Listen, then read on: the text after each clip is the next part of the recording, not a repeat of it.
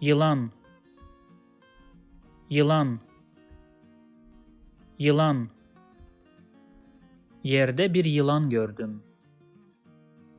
Yerde bir yılan gördüm. Yerde bir yılan gördüm. Yılan seven insanlar var.